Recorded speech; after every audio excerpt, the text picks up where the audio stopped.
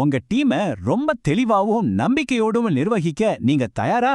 அப்ப வாங்க, இந்த வழிகாட்டியில உங்க வொர்க்ஃபோலியோ அக்கவுண்ட்டை ஒரு பவர்ஃபுல்லான மிஷன் கண்ட்ரோல் மாதிரி எப்படி மாத்துறதுன்னு சில சிம்பிள் ஸ்டெப்ஸ்ல பார்க்கலாம். நாம சேர்ந்து இந்த செட்டப் பயணத்தை ஆரம்பிக்கலாம். ஆமா, இந்த கேள்வி ரொம்ப முக்கியம்.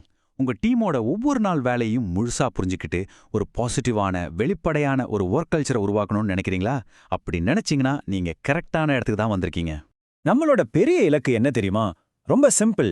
எந்த கன்ஃபியூஷனும் இல்லாம, தேவையில்லாம மைக்ரோ மேனேஜ் பண்ணாம உங்க டீமோட ஒர்க்கிங் டேவை நீங்க முழுசா புரிஞ்சுக்கணும். இதுதாங்க நம்மளோட முக்கியமான நோக்கம். ஓகே, ஸ்டெப் என்னன்னு பார்க்கலாமா? உங்க அட்மின் ப்ரொஃபைலை உருவாக்குறது தான் வேலை. இதுதான் உங்க மிஷன் கண்ட்ரோலுக்கு ஒரு வலுவான அடித்தளம். இது ரொம்பவே ஈஸி. முதல்ல app.getworkfolio.com/sign-upக்கு போங்க. அங்க உங்க அட்மின் அக்கவுண்ட்டை கிரியேட் பண்ணுங்க. அப்புறமா உங்க கம்பெனி டீடைல்ஸை ஃபில் பண்ணா போதும். பாத்தீங்கன்னா ஒரு சில நிமிஷத்துலயே உங்க டேஷ்போர்டோட பேசிக் செட்டப் ரெடி ஆயிடும். சூப்பர்! உங்க மிஷன் கண்ட்ரோல் இப்போ ரெடி. அடுத்து என்ன? உங்க டீமை உள்ள கொண்டு வர வேண்டியதுதான். இந்த ப்ராசஸ் உங்களுக்கும் சரி உங்க டீமுக்கும் சரி ரொம்ப ரொம்ப சுலபமா இருக்கும். நீங்க பண்ண வேண்டியது இதுதான். உங்க டேஷ்போர்டுக்கு போய் ஆட் யூசர்ஸ் பட்டனை கிளிக் பண்ணுங்க. அதுல ஒரு இன்வைட் யூசர்ஸ் லிங்க் வரும். அந்த லிங்கை உங்க டீமுக்கு அனுப்புங்க. அவங்க அந்த லிங்கை யூஸ் பண்ணி ஒரு அக்கவுண்ட் கிரியேட் பண்ணிட்டு வொர்க்ஃபோலியோ டெஸ்க்டாப் ஆப்பை இன்ஸ்டால் பண்ணிடுவாங்க. அவ்வளவுதான். சிம்பிள் இல்லையா? சரி, அட்மின்னா உங்க வேலை இப்போதைக்கு முடிஞ்சது. இப்போ உங்க டீம் மெம்பர்ஸ் என்ன செய்யணும்னு பார்க்கலாம். நீங்க நம்புவீங்களான்னு தெரியல, ஆனா இது இன்னும் சிம்பிள். உங்க டீம் மெம்பர்ஸ் அவங்களோட வொர்க்ஃபோலியோ டெஸ்க்டாப் ஆப்ல லாகின் பண்ணணும்.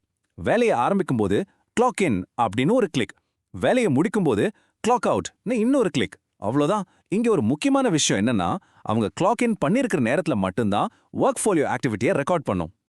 ஓகே, இப்ப நாம ரொம்ப முக்கியமான ஒரு பகுதிக்கு வந்திருக்கோம். உங்க டீம் வேலையை ஆரம்பிச்சதும் உங்க மிஷன் கண்ட்ரோல், அதாவது உங்க டேஷ்போர்ட் எப்படி டேட்டாவால லைவ் ஆகுதுன்னு பார்க்கலாமா? ஆமா, உங்க டீம் மெம்பர்ஸ் கிளாக் இன் பண்ணின அடுத்த செகண்ட்ல இருந்தே உங்களுக்கு தேவையான எல்லா முக்கியமான தகவல்களும் உங்க டேஷ்போர்ட்ல ஒரே இடத்துல பளிச்சுன்னு தெரிய ஆரம்பிச்சிடும்.